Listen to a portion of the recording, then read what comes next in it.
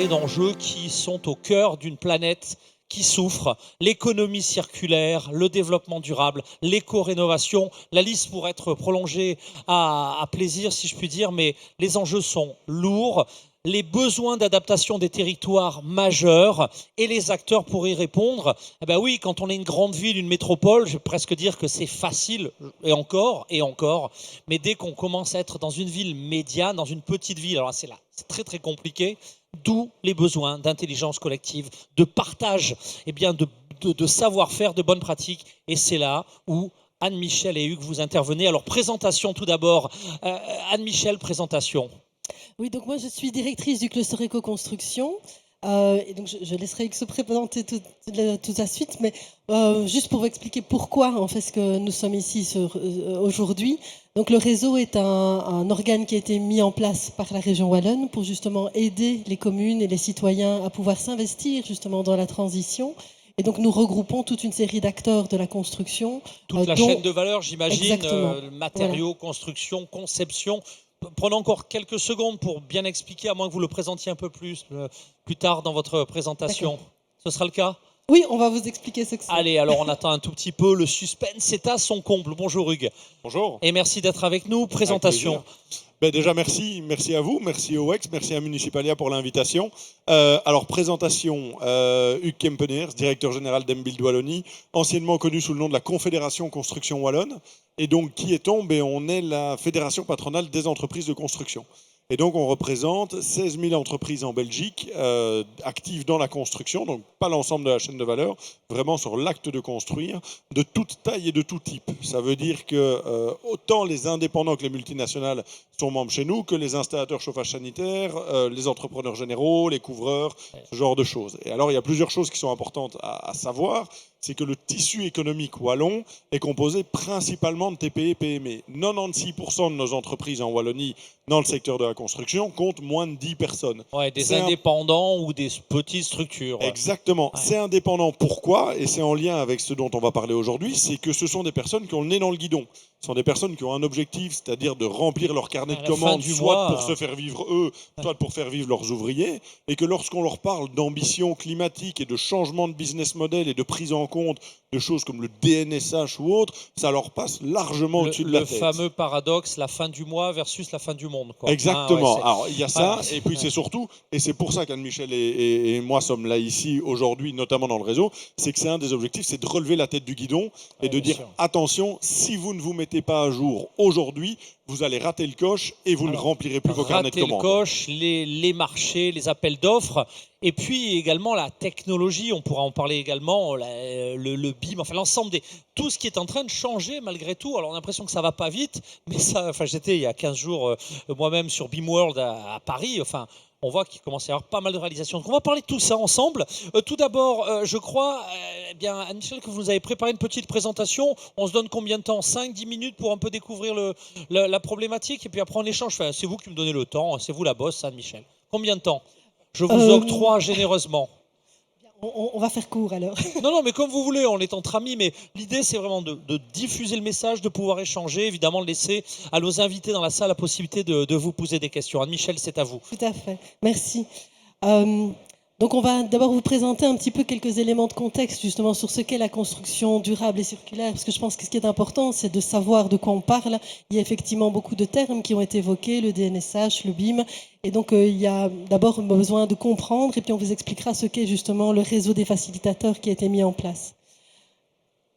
Pour revenir un petit peu très rapidement sur justement des éléments de concept, jusqu'à présent, la construction s'est vue de manière extrêmement linéaire. On produisait des matériaux, on construisait des bâtiments, on les démolissait, puis on récupérait les déchets de chantier et on les enfouissait dans le meilleur des cas. Ouais, c'est ça, on les récupérait pour les enfouir, ouais, c'est ça. Des années de préparation pour cette séance. Oui, c'est ça. Et donc ici, on se rend compte qu'en fait, il y a des possibilités de travailler tout à fait autrement, justement dans des logiques beaucoup plus circulaires, où on va réfléchir à chaque étape de la construction sur exactement quelles sont les valeurs que l'on veut développer et comment est-ce qu'on peut y arriver. Alors ça va depuis la production des matériaux de construction, et donc Hugues parlait de la Confédération de la construction. Le cluster éco-construction a été voulu également par la région wallonne il y a une vingtaine d'années pour réfléchir sur d'autres stratégies par rapport justement à l'émergence de nouveaux matériaux et de la circularité.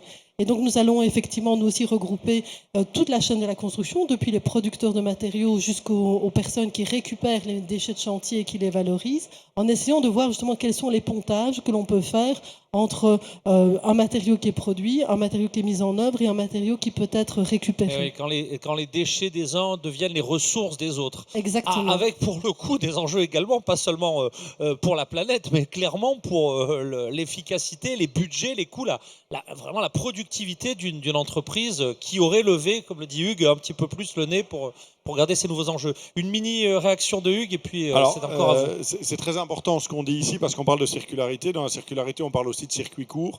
Et un chiffre parle souvent plus qu'un discours. On parle du taux de fuite. Le taux de fuite, ça veut dire quoi? Ça veut dire que lorsque vous faites un chantier qui coûte 100 €, en région wallonne, il n'y en a que 40 qui bénéficient à l'économie locale. Il y a 60 qui partent ailleurs, en Flandre, à Bruxelles, dans les pays limitrophes. Ouais. En Flandre, c'est l'inverse. En Flandre, il y a 60 € qui bénéficient à l'économie flamande et 40 qui partent ailleurs. Et donc, on doit vraiment travailler de plus en plus sur un maintien et une réindustrialisation forte de l'économie en région wallonne, y compris au travers de la production de matériaux de plus en plus biosourcés. On a des vraies pépites qui émergent aujourd'hui en région wallonne. Donc ça, c'est sur la chaîne en amont, mais on est aussi sur la chaîne en aval, sur la gestion des matériaux de construction, sur la gestion des déchets de construction, et que pour ces derniers, effectivement, ne deviennent plus des déchets, mais des ressources pour tout un chacun avec le réemploi, etc. Ouais, merci. Anne-Michel, alors, je pense que le schéma que vous avez préparé, il est plus qu'éloquent.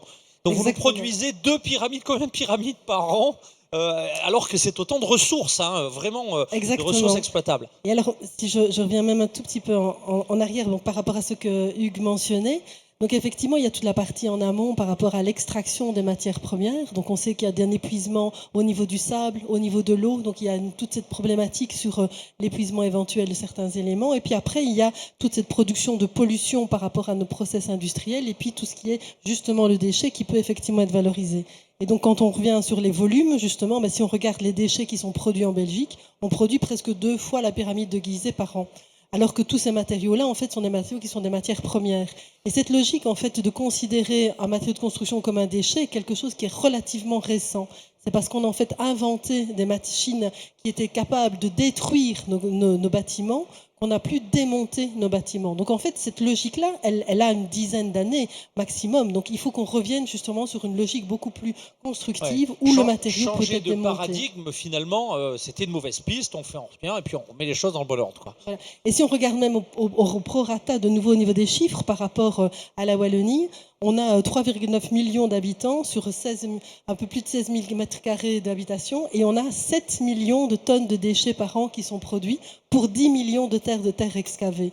Alors on pourrait très bien valoriser justement ces terres qui sont de déchets produits et ne plus continuer à excaver et valoriser. Donc là, on a vraiment un potentiel de valorisation et finalement de développement d'entreprises et d'initiatives créatives. Oui, et là, on parle de business, clairement, parce que là, on n'est pas dans du il faut faire un engagement, on est vraiment dans du business, il y a de la ressource à récupérer. Anne-Michel. Alors justement, donc comment est-ce qu'on peut y arriver concrètement? Donc là, il y a toute une série d'outils qui ont été mis en place. Il y a par exemple le cahier des charges CCTB 2020 qui va permettre justement d'avoir des articles qui sont déjà préécrits, qui permettent de valoriser les matériaux, qui permettent également d'identifier les matériaux biosourcés que l'on peut inscrire dans les cahiers de charges. Il y a des outils d'évaluation environnementale comme Totem qui ont également été mis en place. Mais il y a aussi tout ce qui est la filière en fait, du réemploi et de la valorisation, donc on en a déjà parlé. Donc 3/4 des déchets qui sont produits sont des inertes. Il faut évidemment avoir toute une logique de tri, donc sensibiliser les acteurs justement de la construction sur chantier sur qu'est-ce qu'on peut valoriser. Vous le faites déjà chez vous avec votre tri des poubelles. Il faut évidemment qu'on conscientise aussi le chantier à pouvoir le valoriser. Il faut avoir aussi conscience de où on peut envoyer, donc quels sont les organes. Et je remercie justement Retrival d'être avec nous dans l'assistance. Allez, voilà. Qui est également un des acteurs justement qui récupère les matériaux et qui les valorise et qui les remet en construction. On doit également rechercher tout ce qui est des potentiels de nouveau de filières de récupération. Mais surtout, en fait, il faut considérer que les choses, de nouveau, si on revient sur la circularité, peuvent être faites directement. C'est-à-dire que si on démonte un chantier, tout ce qui est démonté peut être remis en place in situ. C'est évidemment bien si on démonte, qu'on l'envoie dans une zone de stockage et puis qu'on peut le valoriser, mais si on peut directement le récupérer sur chantier, on évite en plus tout ce qui est la question du transport. Et donc de nouveau, tout ça, ça ne coûte pas plus cher que du contraire, ça coûte moins cher, c'est de l'intelligence en plus. Donc plus on va donner de l'intelligence à nos chantiers, plus on va être dans une logique vertueuse et efficace. Je vais juste me permettre une intervention, c'est que Effectivement, dans certains cas, ça peut coûter moins cher à partir du moment où c'est fait en bonne intelligence. Et en bonne intelligence, c'est-à-dire comme il y était marqué sur un des slides, c'est viser l'optimum du tri par rapport à l'optimum économique du chantier. Et que lorsqu'il y a une volonté d'avoir des nouvelles législations en termes d'imposition de prix de déchets, ce genre de choses, il faut que ce soit fait en accord et en collaboration avec le secteur, puisque aujourd'hui c'est 62 000 familles qui travaillent dans le secteur de la construction et qu'on a besoin de les former, ces personnes, je le répète, 96% sont des TPE et PME, et donc venir imposer des démolitions sélectives sans que le secteur ne soit formé et prêt à y répondre, ça peut avoir un effet contraire, notamment sur les prix. Donc il faut que les ambitions soient à la fois partagées et à la fois co-construites et qu'on ait une feuille de route qui soit claire à terme pour que le secteur ne se retrouve pas en incapacité de répondre légalement à certaines obligations et qui au final, ça se traduise dans les prix de manière totalement démesurée. On a appris à des entrepreneurs et à leurs équipes à construire et à gagner de l'argent en construisant, pas forcément en gagnant de l'argent en faisant autre chose. Donc effectivement, création de valeur, elle est là.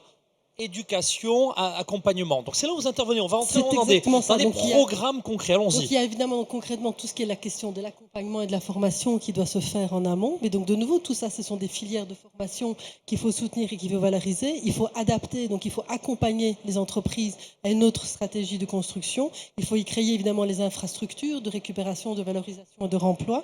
Et puis après, il faut évidemment mettre les conditions, comme tu disais, de marché qui permettent justement de faire en sorte que ces marchés ne soient pas cette fois-ci alternatifs ou plus chers, mais au contraire, s'ils soient des réelles potentialités de valorisation. On reste dans le concret. 5 étapes. Est-ce qu'on peut les décliner, enfin les détailler très rapidement, peut-être avec le regard de Hugues sur le sujet?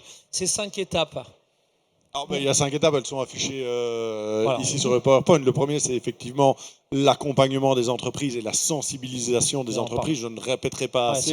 Aujourd'hui, il y a le nez dans le guidon, il faut faire en sorte de relever le nez du guidon. Il y a le fait d'implémenter de manière progressive un cadre réglementaire et pas d'arriver comme ça du jour au lendemain avec des impositions qui ne seront pas respectées sur le terrain. Il faut en être conscient, il faut que ce soit progressif et co-construit, sinon on ne le fera pas. C'est effectivement densifier le maillage des infrastructures. On l'a dit, tant en amont sur la production de matériaux, notamment biosourcés, mais pas que, mais aussi en aval avec la récupération des déchets. Et alors, c'est le fait de développer l'offre de matériaux circulaires au travers des marchés de travaux. Aujourd'hui, les marchés de travaux... Vous savez, dans le secteur, j'ai souvent l'habitude de dire l'adage « on a toujours fait comme ça » est bien ancré. Et pour changer cet adage, c'est compliqué. Mais je suis désolé pour les pouvoirs publics qui sont dans la salle, c'est souvent la même chose. On a toujours prescrit les mêmes choses. Et pourquoi on changerait ? Eh ben, c'est exactement ça. On doit accompagner tant le secteur de la construction que les prescripteurs publics aussi pour les informer de ce qui est possible. Vous savez, je vais prendre un exemple concret. Il y a quelques années, je travaillais sur la région bruxelloise. Chacun a des défauts, parfois des qualités. On se perd parfois, c'est ça, sur des chemins hasardeux. J'ai retrouvé la bonne route. Je vous rassure, c'est presque pas enregistré, c'est presque pas sur les caméras. Non, ça va. Allez, mais on a effectivement un entrepreneur qui se retrouve dans le cadre d'un marché public et qui arrive à déconstruire de manière assez soignée des isolants et à proposer à son donneur d'ordre public, mais tiens, j'ai des isolants qui sont déconstruits, j'ai la preuve que ces qualités physiques n'ont pas été altérées, est-ce que je peux les réemployer sur le chantier dont on parle? La réponse a été non.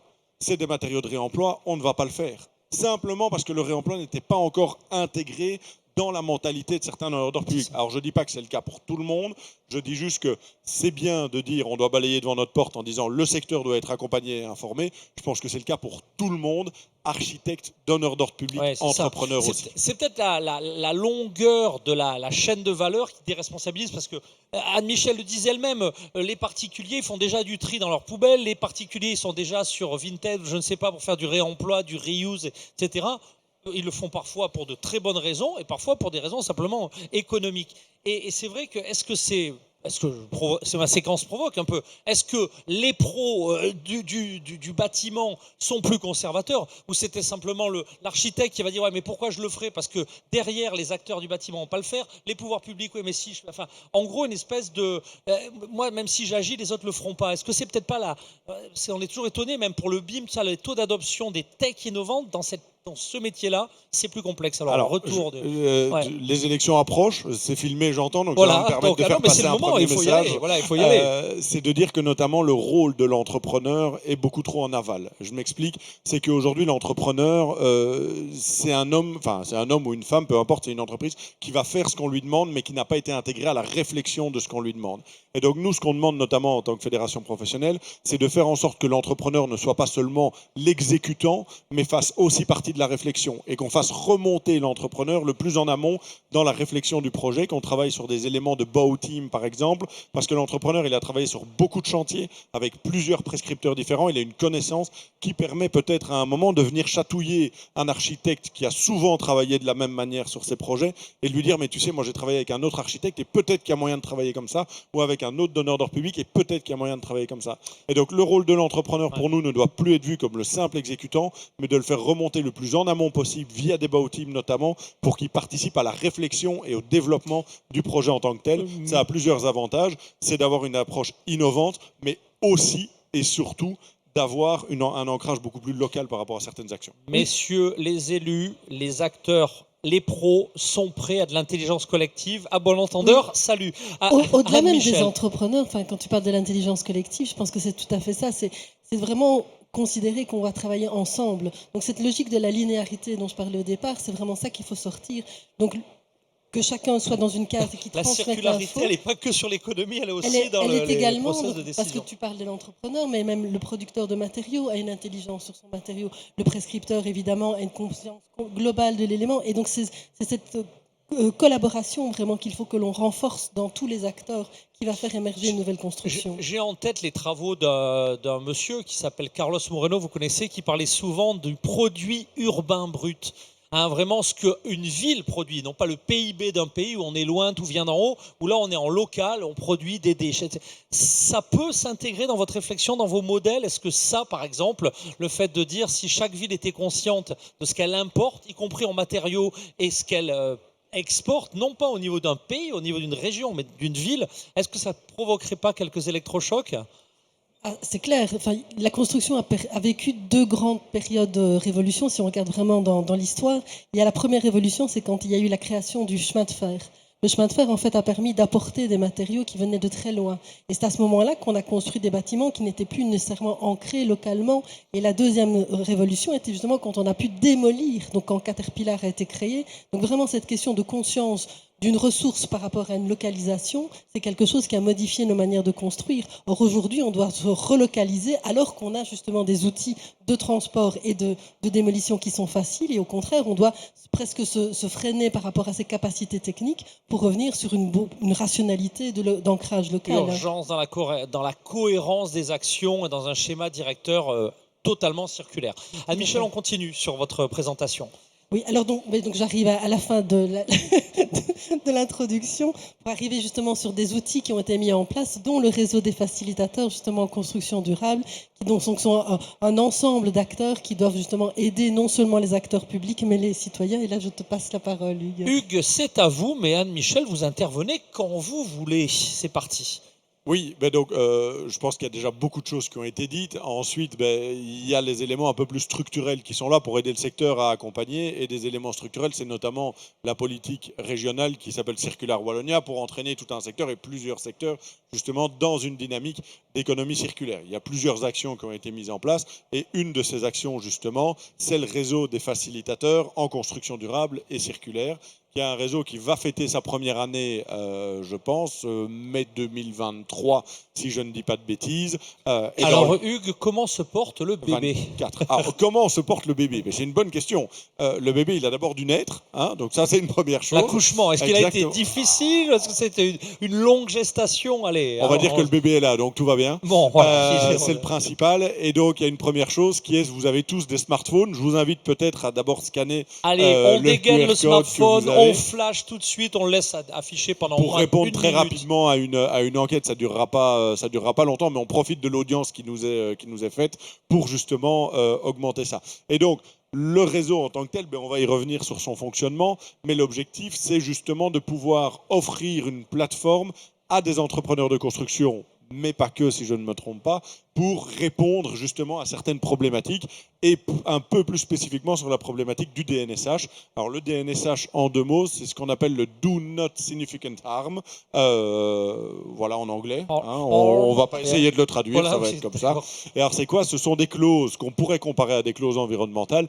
Il y a débat. Est-ce que respecter la législation suffit à répondre aux clauses DNSH ou pas? Je ne vais pas rentrer dans le débat ici, mais surtout ce qui est important, c'est que tous les marchés dans le cadre du PNRR, le plan national de ressources et de résilience, ou de relance et de résilience, c'est-à-dire le PROE, si on peut le dire, doivent intégrer des clauses DNSH. Et si elles ne l'intègrent pas, les marchés ne feront pas l'objet du remboursement de l'Europe. Ça, c'est important en tant que donneur d'ordre public de savoir que vous devez intégrer, si vous avez des marchés PNRR, c'est les premiers impacts du Green Deal qui, in fine, va nous profiter. Mais évidemment, au début, on voit les contraintes. On parle DNSH aujourd'hui, on pourrait parler taxonomie, on pourrait parler ESG, on pourrait parler de toutes ces choses-là qui arrivent effectivement de plus en plus dans le secteur. De toute façon, petit ou grand, il faut s'y préparer. Ça ira peut-être plus vite pour les gros. Et puis, de toute façon, il y a de la notation d'entreprise, du truc. Mais je vais me permettre de nuancer ce que vous venez de dire. Alors, parce que justement, c'est parfois quelque chose que je rencontre dans le secteur et sur lequel je me bats. Il y a beaucoup de personnes qui disent oui, mais la taxonomie, par exemple, et le reporting non financier, c'est pas pour moi. Je suis une trop petite structure. Les critères, si je me trompe pas, c'est non, je vais dire de bêtises, je les ai oubliés. Bref, c'est pour les grosses structures. Et moi, je dis non. Parce qu'en fait, les grosses structures vont devoir avoir l'année prochaine un reporting non financier, mais pour avoir leur reporting non financier, ils vont devoir interroger leur sous-traitant. Bah oui, et donc, pour interroger son sous-traitant, les petites structures que sont les sous-traitants vont devoir participer à ce reporting non financier. Donc, ne pas tomber dans le piège, c'est peut-être un deuxième message toujours enregistré, ce n'est pas parce que vous n'êtes pas une grosse entreprise que vous n'êtes pas impacté par les changements, qu'ils soient DNSH, taxonomie ou autre, puisque vous allez devoir être sollicité pour faire le reporting non financier. C'est essentiel d'en prendre conscience. Il y a peut-être une chose aussi, je suis sûre que tu partageras mon analyse, c'est que évidemment les acteurs doivent s'y préparer et c'est évidemment important qu'il y ait des éléments d'obligation. Mais ne tombons pas dans le piège de rajouter des réglementations sur des réglementations. Parce que tu parles justement des gros entrepreneurs qui ont peut-être les capacités en interne justement pour répondre. Mais tous les petits n'ont pas nécessairement le potentiel humain justement pour analyser, pour répondre à ça. Et au contraire, plutôt que de créer des nouvelles réglementations, il faut parfois peut-être revenir en amont et peut-être oser déconstruire une réglementation existante pour justement reproposer quelque chose qui soit beaucoup plus vertueux. Donc ne rajoutons pas de la difficulté sur de la difficulté et au contraire revenons sur un peu plus de sobriété, et dans votre cas, y compris dans la réglementation. Aussi des startups, dans le cas du cluster, j'imagine il y a aussi tous ces nouveaux entrants. Ce que Anne-Michel dit est extrêmement important et il y a un exemple très concret, c'est en France. En France, il y a un moratoire actuellement sur des normes techniques qui font qu'on ne peut pas intégrer une nouvelle norme technique sans qu'une ancienne désuète soit sortie. Et ça, c'est quelque chose qui est, par exemple, un exemple très intéressant. C'est de dire, est-ce qu'on doit vraiment aller rajouter des couches à cette lasagne administrative qui devient de plus en plus indigeste, ou est-ce qu'on ne pourrait pas se poser la question de savoir, est-ce qu'aujourd'hui, certaines législations ne sont pas désuètes, ne sont pas dépassées, et qu'on ne pourrait pas tout simplement les retirer? C'est une question que je pose. Dégraisser le mammouth des législations, comme diraient certains en France. Exactement. Exactement. Peut-être que le mammouth est encore congelé, mais pas pour longtemps, vu le réchauffement climatique.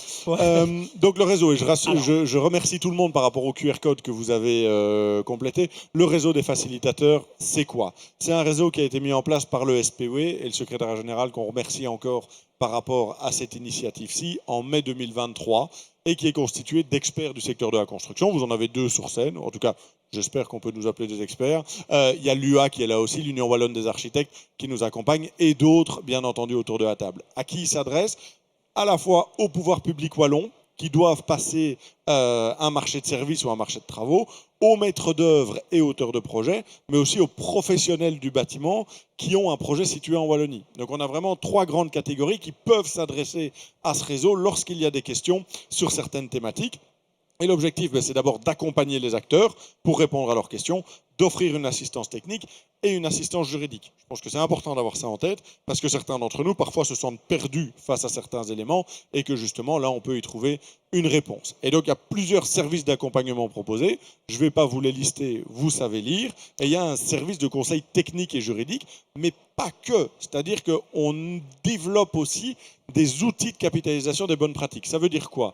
Ça veut dire que concrètement, lorsque M. Van Pieperzeel pose une question sur la gestion des déchets, je sais pas moi, on va dire des inertes, Monsieur Van Pieperzeel pose la question. Et puis il y a Monsieur Van Huythoek qui pose la même question. Et puis il y a Madame Albert qui pose la même question. Ouais. Mais au lieu de répondre 3 fois différemment, on se dit peut-être qu'il y a un outil à développer ici et à mettre en œuvre pour que tout un chacun qui se pose cette dite question trouve directement la réponse. Je mets en avant certaines vidéos qui sont en train d'être tournées actuellement sous l'égide du cluster et pour justement essayer d'amener des réponses qui sont des réponses génériques à l'ensemble du secteur. En fait, il y a ces côtés de pouvoir répondre aux questions et d'être avec un élément de simplification. Donc, vous avez uniquement une adresse mail que vous contactez et c'est là, quelque part, je veux dire, la machinerie avec toute la technologie, les acteurs qui sont derrière, je veux dire, qui sont invisibles, mais qui vont se mettre en route pour vous répondre le plus rapidement possible.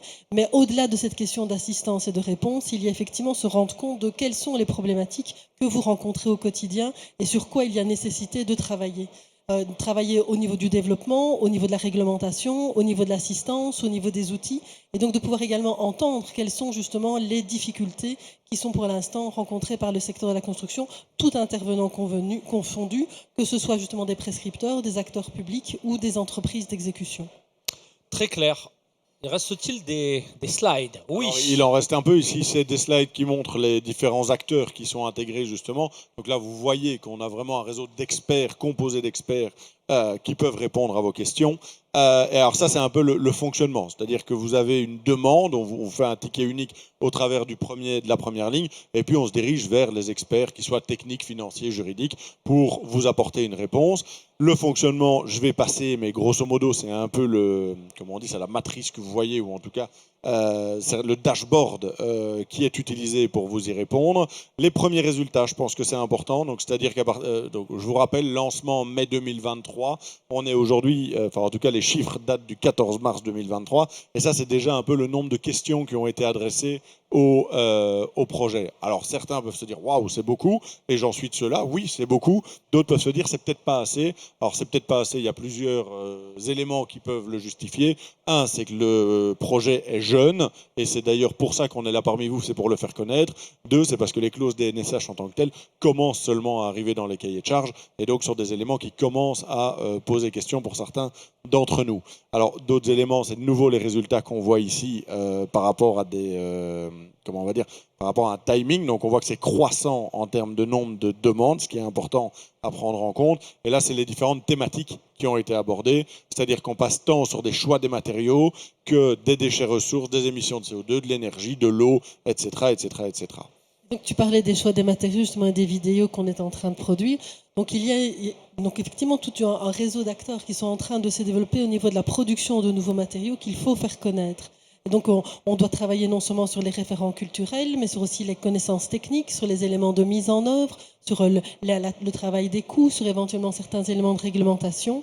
Et donc là, ça se fait non seulement au niveau de la demande, donc du particulier ou du prescripteur, mais aussi au niveau de l'entreprise qui peut le mettre en œuvre. Et donc là, le réseau a permis justement de montrer, c'était quelque chose au niveau du cluster qu'on connaissait déjà, mais en tout cas de pouvoir mesurer d'autant mieux et de pouvoir identifier quelles étaient les difficultés ou les attentes qu'il y avait, et de nouveau de pouvoir produire toute une série d'éléments. Et donc là, je vous encourage effectivement à aller voir les magnifiques vidéos qui sont tournées par Olivier qui est ici, qui vous présenteront justement les nouveaux matériaux de construction que l'on peut retrouver. Alors c'est aussi bien de la paille, ça peut être du bois, ça peut être du chaux-chanvre, ça peut être de la laine de mouton. Et donc tout ça, ça peut paraître un peu étonnant, mais ce sont effectivement des entreprises qui existent depuis longtemps avec des matériaux labellisés, certifiés, garantis au niveau de la qualité et de l'exécution de mise en œuvre. Et on a pléthore d'entreprises qui sont capables de les mettre en œuvre aujourd'hui. Et ça, c'est vraiment excitant. Je précise aussi de l'herbe, parce que pour le coup, on peut se dire, bon, le chanvre, je sais que la Wallonie a une filière, les Hauts-de-France, etc. Donc en proximité, il y a des choses, mais l'herbe, tout le monde en a. Hein. À l'herbe, en plus, c'est l'entreprise Gamitherm qui développe des matelas à base d'herbe, et ce sont des herbes qui sont récupérées le long des autoroutes, le long des bords de chantier, donc ce n'est même pas une herbe de production spécifique. Je veux dire, c'est vraiment de nouveau une récupération d'un matériau abondant, naturel. Et voilà, et si souvent, c'est vrai que si on est trop dans l'info concernant tout ce qui est économie circulaire. Souvent, on est un peu triste. On se dit, oh là là, c'est bon, quoi, c'est cuit. Et quand on voit ce type d'exemple, c'est inverse. Il y a vraiment des super business. Moi, les jeunes qui savent pas trop où aller, là, il y a des super jobs à leur proposer. La profession qui a souvent du mal à recruter, mais bon sang, vient t'engager. Là, c'est du concret. Et c'est vrai que c'est extrêmement motivant, du coup. Il y a des entreprises de préfabrication, donc on peut travailler dans des conditions beaucoup plus sécurisées. On peut travailler sur des matériaux qui sont des matériaux nobles, qui ne vont pas dégager du gaz, qui vont également être dans le logique du vivant. Et puis on sait en plus qu'on va travailler à des bâtiments qui sont des bâtiments qualitatifs. Quand vous mettez un enduit en argile, il y a une espèce de souplesse qui va être dedans, donc qui donne du plaisir même au niveau de l'exécution. Et donc tout ça, évidemment, ce sont des éléments de plaisir. Donc vous avez raison, en fait, paradoxalement, je trouve que c'est une période plutôt fascinante. Et pour nos invités, alors certains sont vraiment dans la filière, mais d'autres sont issus de territoires.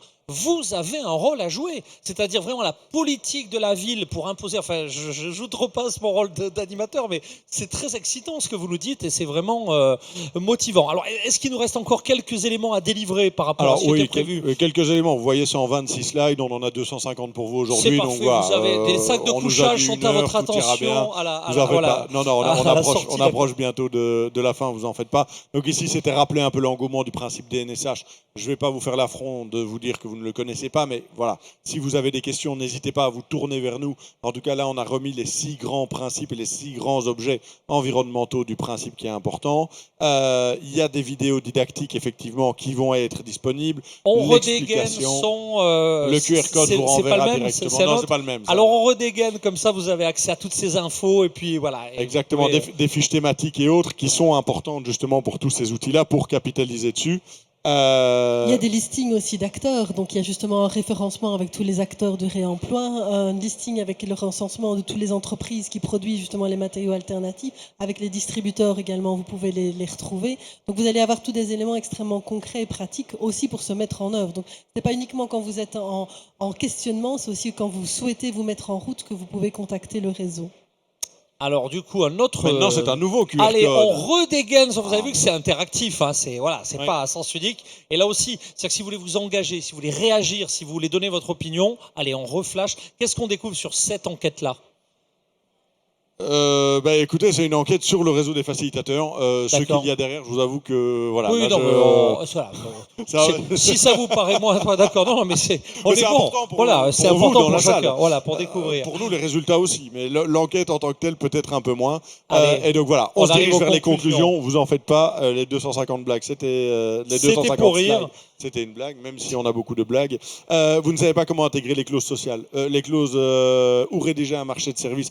Venez justement au réseau. Vous souhaitez mettre en œuvre un principe de DNSH. Venez au réseau. Bref, je vous laisse lire. Le réseau est là, le réseau existe. Le réseau est composé de professionnels et de personnes motivées. Je remercie encore les équipes qui travaillent dans le réseau. C'est pas facile au quotidien, puisqu'il y a beaucoup de questions, il y a beaucoup d'acteurs à mettre autour de la table. Mais la qualité, il y a un monde à réinventer quand même. Exactement. Il y a du boulot. Hein. Et la qualité des réponses et autres est vraiment importante. Et surtout, c'est ce qu'on disait. L'objectif, c'est d'avoir des outils sectoriels derrière qui soient développés.